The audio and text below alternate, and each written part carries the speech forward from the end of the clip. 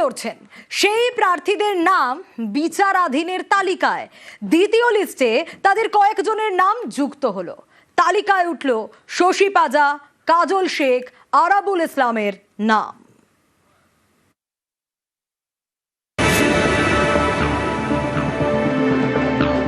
কেউ তৃণমূল প্রার্থী, কেউ আইএসএফ, কোমর বেঁধে নেমে পড়েছেন প্রচারে, কিন্তু নাম বিচারাধীনের তালিকায়। এর মধ্যে শুক্রবার রাতে দ্বিতীয় তালিকা প্রকাশ করে নির্বাচন কমিশন। সেই তালিকায় উঠল বেশ কয়েকজন প্রার্থীর নাম, যুক্ত হলো ভোটার তালিকায়। যেমন শশী পাজা, শ্যামপুকুরের তৃণমূল প্রার্থী, তার নামও ছিল বিচারাধীন। দ্বিতীয় ভোটার তালিকায় নাম উঠেছে শশী পাজার।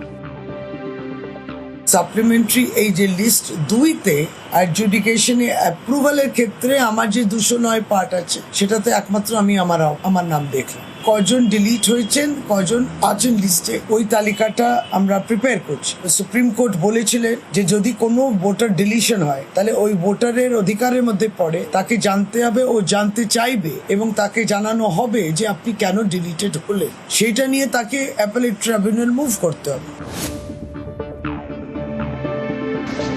বীরভূমের তৃণমূল নেতা কাজল শেখ হাসন থেকে ভোটে লড়ছেন। এই কাজল শেখ অর্থাৎ ফয়জুল হকের নাম ছিল বিচারাধীন। দ্বিতীয় লিস্টে তার নামও ওঠে।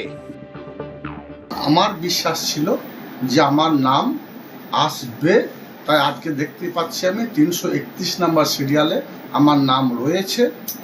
যারা প্রকৃতপক্ষে ভোটার, যাদের পূর্বপুরুষরা এ বাংলাতেই জন্মেছে, তাদের নাম থাকবে, তারা ভোট দিতে পারবে।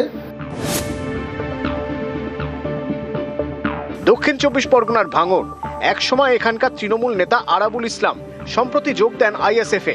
ক্যানিং পূর্ব থেকে ভোটে লড়ছেন, তার নামও ছিল বিচারাধীনের তালিকায়। শেষমেশ দ্বিতীয় লিস্টে উঠল নাম।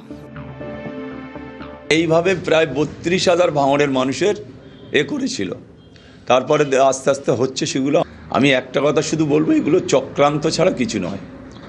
তো আমার মতন মানুষের যে করবে এটা ভাবা যায় না।